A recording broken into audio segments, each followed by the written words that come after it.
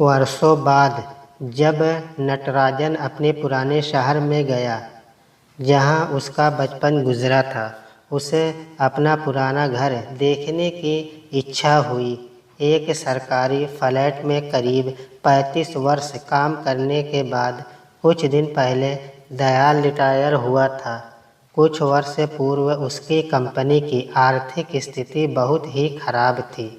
उन दिनों कंपनी ने अपने कर्मचारियों को कंपनी द्वारा दिए गए आवास को सशर्त लीज पर खरीदने का ऑफर दिया। किसी अन्य शहर की तुलना में फ्लैट का मूल्य बहुत ही कम था। इस तरह कंपनी को भी रुपये मिले और कर्मचारियों को एक वेल प्लांग कॉलोनी में घर खरीदने का मौका मिला, वह भी वही घर जहां वे रह रहे थे। यहाँ कॉलोनी के साफ सुथरे वातावरण के साथ अबाधित बिजली पानी की व्यवस्था थी। दयाल ने भी इस मौके का लाभ उठाकर एक 2 BHK फ्लैट खरीद लिया, जिसमें एक ड्राइंग रूम, किचन, बाथरूम के साथ एक डाइनिंग स्पेस भी था। दयाल को 2 बच्चे थे, एक छोटा अमर और उससे छोटी एक बेटी अंजू। दोनों बच्चे पढ़ लिख कर अमेरिका में सेटल थे। दयाल अंजू की शादी कर चुका था, जबकि बेटा अभी शादी के लिए तैयार नहीं था। दयाल अमेरिका की यूनिवर्सिटी में पढ़ाता था। उसे पढ़ी लिखी अमेरिका के सेटल्ड लड़की चाहिए थी। उसने कह रखा था उसे जात पात से कोई मतलब नहीं है। दयाल पत्नी के साथ बीच बीच में अमेरिका जाकर बच्चों से मिल लेता था। कुल मिलाकर उसके दिन बड़ी खुशी के कट रहे थे। बस बेटे की शादी कराकर और निश्चिंत हो जाना चाहता था। दयाल के अपार्टमेंट में 4 फ्लैट थे, 2 पहली मंजिल पर और 2 ग्राउंड फ्लोर पर। दयाल का फ्लैट पहली मंजिल पर था और उसके सामने भी वैसा ही एक फ्लैट था, जिसमें एक युवा संपत्ति अपने बेटे के साथ रहते थे। वे लोग गर्मी की छुट्टी में बच्चों को लेकर गांव गए थे। भीषण गर्मी और लू के चलते दिन के 9 बजते बजते वहाँ सन्नाटा छा जाता था। सुबह की दृष्टि से दयाल 9 बजते बजते नीचे जाकर स्टेयर केस का दरवाज़ा अंदर से बंद कर देता था। तब तक उसके यहाँ काम करने वाली माहरी भी अपना काम खत्म करके चली जाती थी। दरवाजे के बाहर कॉल बेल लगा था। कभी कोई आता तो बेल बजा देता या फ़ोन कर देता, तब दयाल नीचे जाकर दरवाज़ा खोल दिया करता। जून का महीना चल रहा था और भीषण गर्मी पड़ रही थी।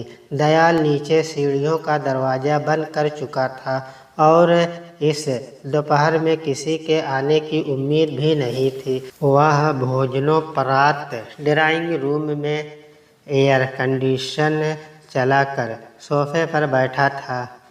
उसकी पत्नी शिखा भी पास में बैठी थी। वह रिमोट हाथ में लिए टीवी चैनल बदल बदल कर अपना पसंदीदा सीरियल या मूवी तलाश रही थी। कुछ देर में शिखा की तलाश पूरी हुई और उसने अपना मनपसंद मूवी ऑन करके दयाल से पूछा, आप भी देखियो, आपको भी अच्छी लगेगी। आपके फेवरेट हीरो देव आनंद की पुरानी मूवी है।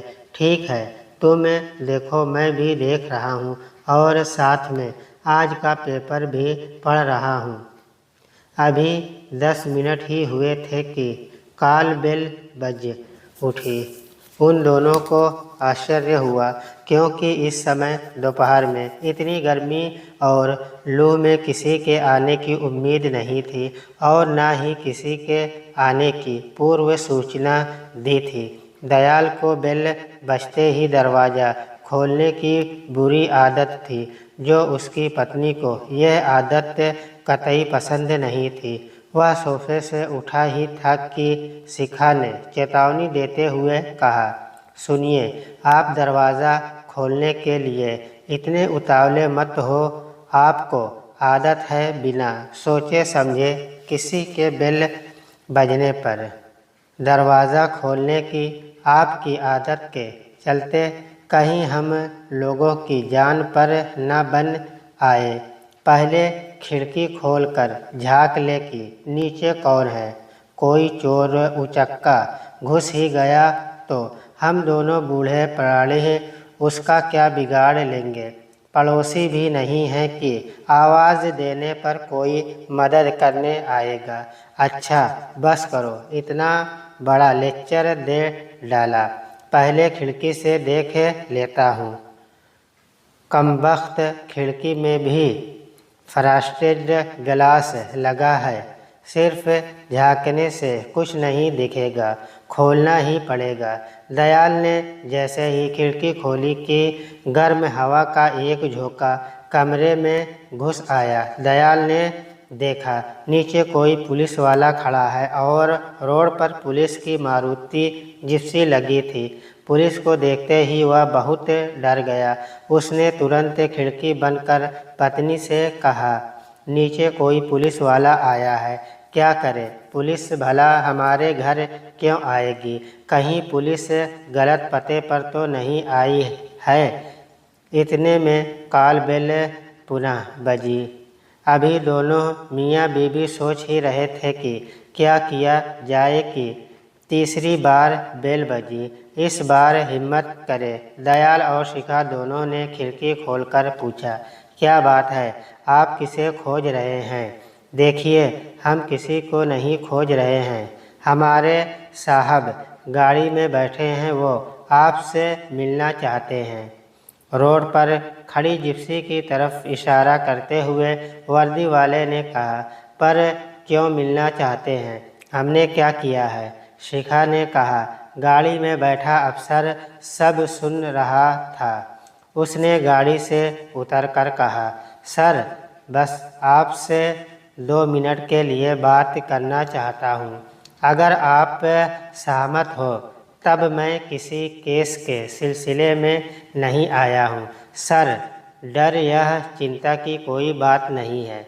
अगर आपको मंजूर है तो दरवाज़ा खोल सकते हैं, कोई ज़बरदस्ती नहीं है, वरना हम खुद चले जाएंगे। पर बड़ी दूर से आए हैं, आपसे मिलकर खुशी होती है। हमारा आना सतर्क होता, आगे मर्जी आपकी। सर, एक पुलिस वाले को इतनी विनम्रता के साथ सर कर बात करते हुए देख दोनों मियाँ बीवी को बहुत ताज्जुब हुआ। दयाल ने पत्नी से पूछा, तब क्या बोलती हो, दरवाज़ा खोल दूँ? शिखा ने कहा, हाँ, बातचीत से तो बड़ा सज्जन लगता है, नीचे जाकर बात कीजिए, हो सकता है वहीं खड़े खड़े बात करके वह चला जाए। दयाल ने सीढ़ियों से नीचे जाकर दरवाज़ा खोला। वह अफसर निकट आकर बोला, नमस्ते सर, मैं नटराजन हूँ और मैं केंद्रीय औद्योगिक सुरक्षा बल में कमांडो हूँ। एक IPS के मुँह से अपने लिए सर सुनकर दयाल को हैरानी हुई। उसने कहा, क्या बात है, कहिए, किससे मिलना है आपको? सर, देखिए, बात कुछ भी नहीं है, बस आपसे मिलकर अपना पुराना घर एक बार देखना चाहता हूँ। मेरा जन्म इसी घर में हुआ और मैंने इसी शहर में स्कूलिंग किया है। बस एक बार घर देखना चाहता था, अगर आप इजाज़त दे तो। दयाल ने कहा, आइए अंदर चलें।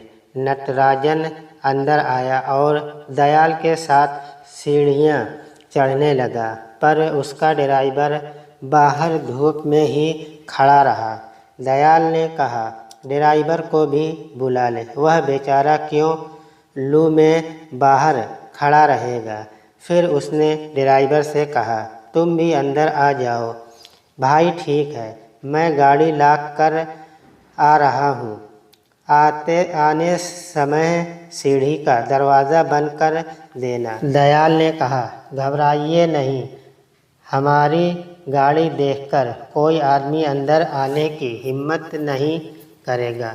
अफसर बोला, पर कुत्ता और गाय छाया की तलाश करते करते अंदर आकर मल मूत्र त्याग जाते हैं, फिर बहुत खुशामद करने पर और एक्स्ट्रा पैसे देने पर महरी साफ करने को तैयार होती है।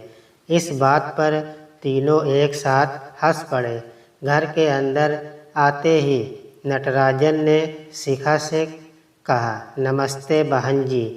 वर्षों बाद जब नटराजन अपना पुराना घर देखने गया था, शिखा ने भी नमस्ते कहा, फिर पति की तरफ सवालिया नज़रों से देखा, मानो पूछ रही हो, माजरा क्या है। वह कुछ बोलती इसके पहले ही नटराजन ने अपनी बात दोहराते हुए कहा, बहन जी, दरअसल आज से करीब 30 साल पहले तक मैं इसी घर में रहता था और मेरी पैदाइश भी इसी घर में हुई थी। मुझे अपना पुराना घर देखने की बड़ी चाह थी। दयाल ने नटराजन को सोफे पर बैठने के लिए कहा और फिर उसके ड्राइवर को भी, पर वह खड़ा ही रहा। नटराजन बोला, वह मेरे सामने यहाँ नहीं बैठ सकता है। शिखा उठकर ड्राइंग रूम से एक चेयर लेकर आई और बोली, ठीक है, आप यहाँ बैठ जाओ। वह आप अपने साहब की ओर देखने लगा। तब नटराजन ने कहा, बैठ जाओ, यहाँ मेरा दफ्तर नहीं है। नटराजन ने अपनी नज़रें चारों तरफ दौड़ाकर ड्राइंग रूम को देखा, फिर कहा, आपने तो इस घर की रूपरेखा ही बदल डाली है। शिखा फ्रिज से सबके लिए कोल्ड ड्रिंक लेकर आई। नटराजन ने 2 घूंट पीकर कहा, मैं यहीं के सेंट जेवियर स्कूल से 10th ग्रेड तक पढ़ा, फिर पापा का ट्रांसफ़र हो गया, तब हम लोग यहाँ से चले गए। अब पापा मम्मी तो रहे नहीं। मैं CISF में कमांडो हूँ और फिलहाल राउरकेला स्टील प्लांट उड़ीसा में पोस्टेड हूँ। हम लोगों का 3 दिन का एक सेमिनार बोकारो में था, उसी सिलसिले में मैं यहाँ आया था। आज आधे दिन का अंतिम सेशन था और लंच के बाद छुट्टी मिल गई। कल सुबह वापस राउरकेला चला जाऊँगा। बहुत इच्छा थी अपने पुराने घर को देखने की। सर, क्या मैं बाकी घर भी देख सकता हूँ? नटराजन एक IPS होते ही बहुत भावुक हो गया और उसकी आंखें नम थी, बल्कि छलकने लगी थी। दयाल ने कहा, श्योर, चलिए, शौक से देखिए, पर ये बार बार सर कहना ज़रूरी नहीं है। नटराजन ड्राइंग रूम से निकलकर ड्राइंग स्पेस में आया।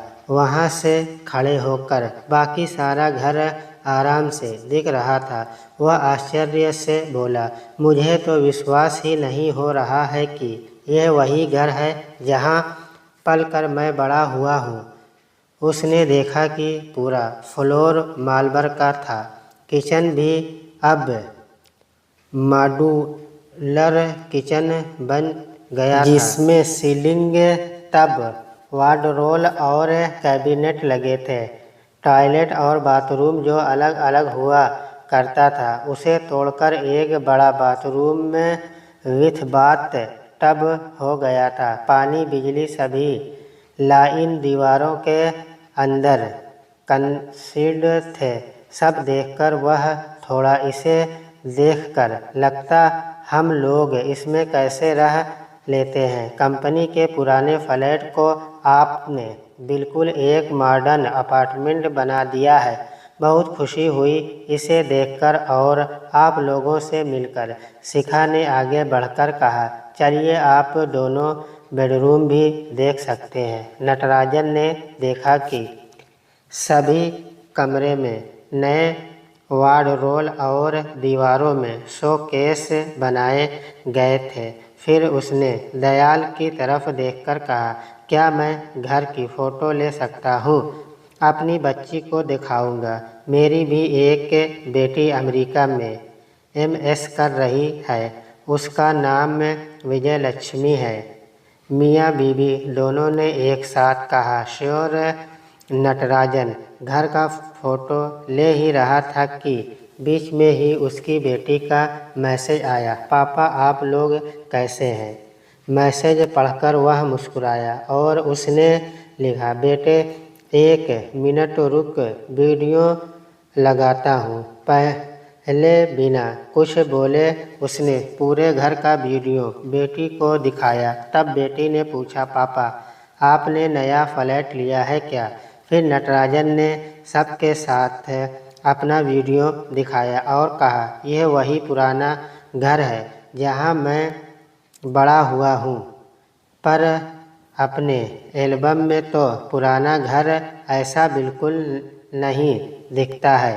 अंकल आंटी से मिलो, इनके दोनों बच्चे भी अमेरिका में हैं। इस घर को इन लोगों ने कंपनी से खरीद कर एकदम बदल डाला है। तब तक दयाल ने भी अपना फ़ोन ऑन कर अमेरिका में अपनी बेटी को दिखाया, देखो हमारे यहाँ एक नए मेहमान आए हैं जिनका जन्म इसी घर में हुआ था और आज वे एक IPS है। उधर से विजया ने कहा, नमस्ते अंकल, नमस्ते आंटी। आप लोगों ने बड़े लगन और मेहनत से घर को यो सुंदर रूप दिया है। तू अभी तक जग रही है? भैया जग रहा हो तो उसे भी छोड़ दो, दयाल ने अपनी बेटी से कहा। अंजू बोली, नो पापा, वह न्यूयॉर्क है, मैं यहाँ से 3 घंटा आगे वह सो चुका होगा, मुझे अंकल से बात कराए। अंजू और शिखा ने कुछ देर तक आपस में बातें की।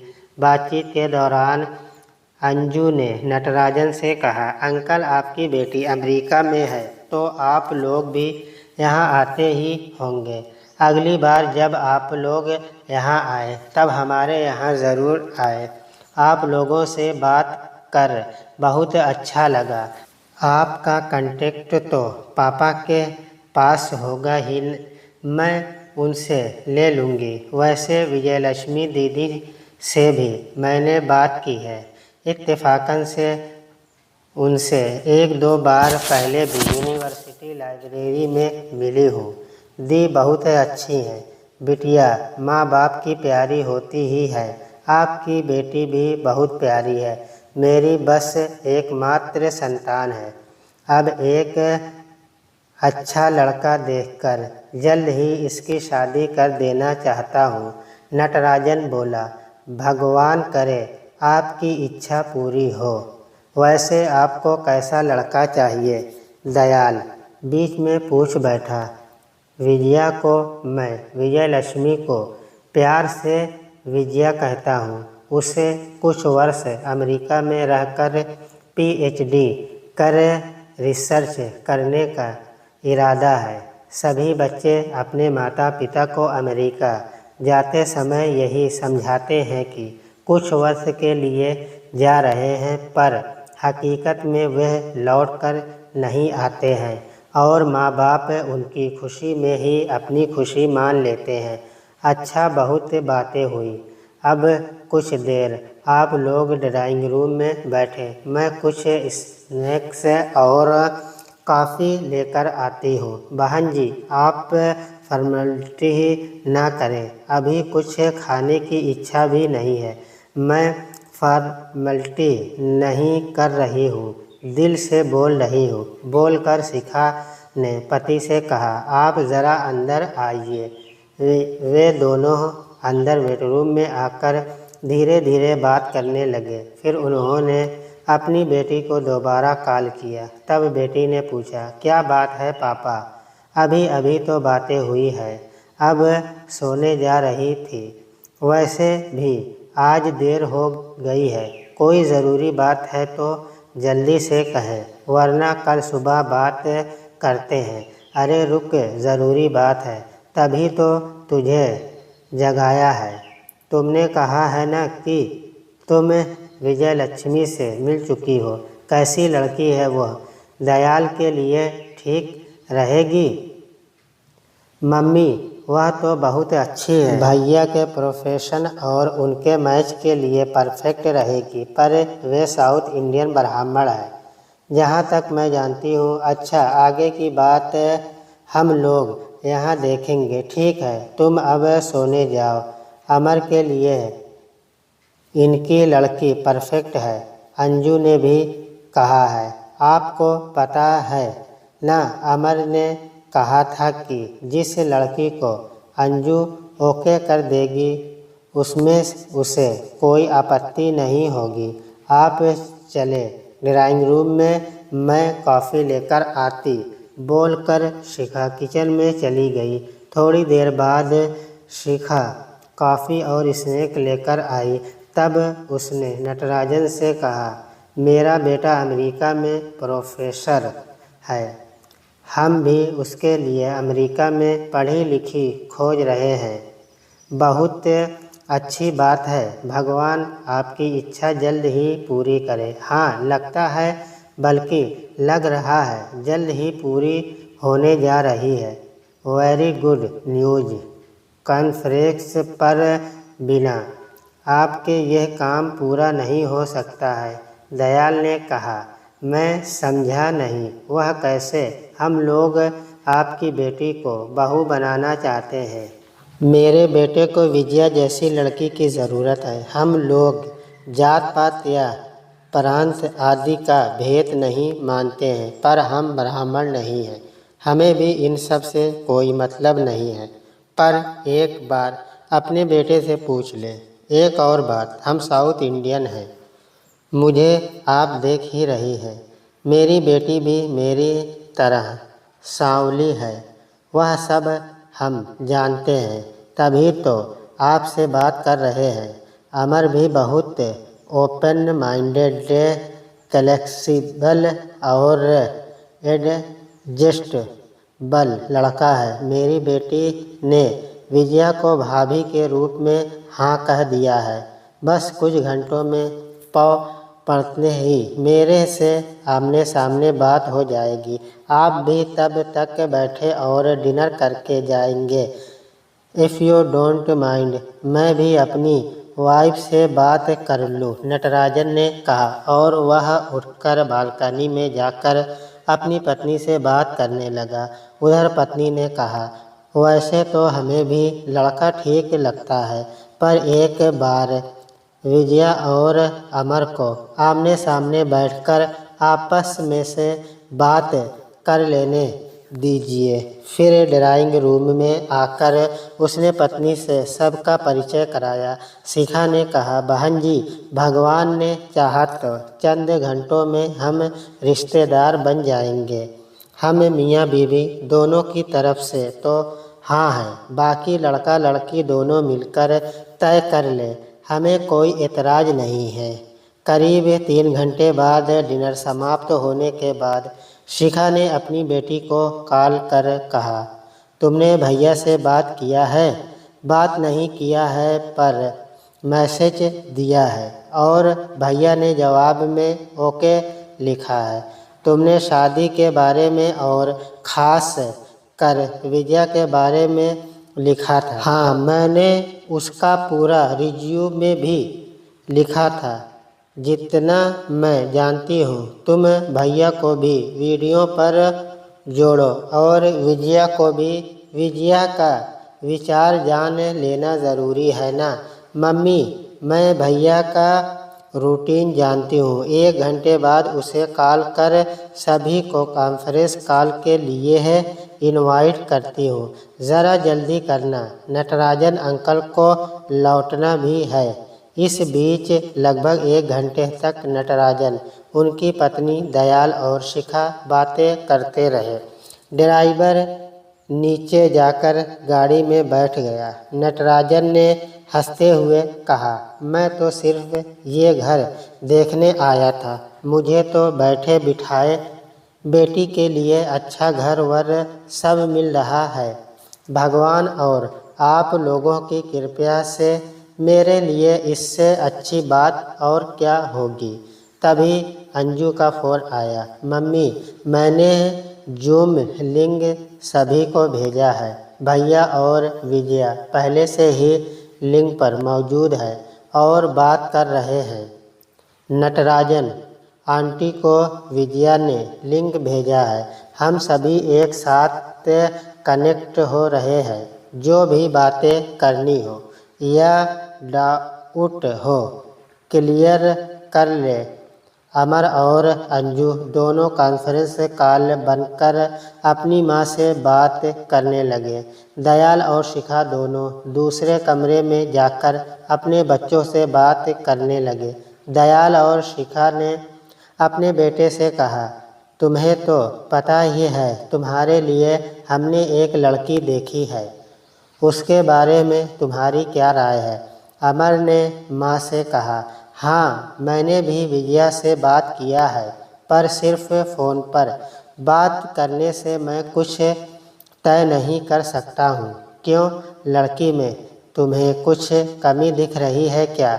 शिखा ने कहा, नहीं मम्मी, मैंने ऐसा कब कहा है।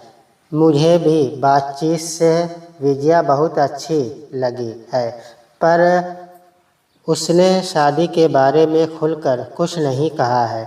एक बार उससे बात कर उसकी मर्ज़ी जान लेना भी ज़रूरी है ना, तब जल्दी से बात कर फैसला करूँ।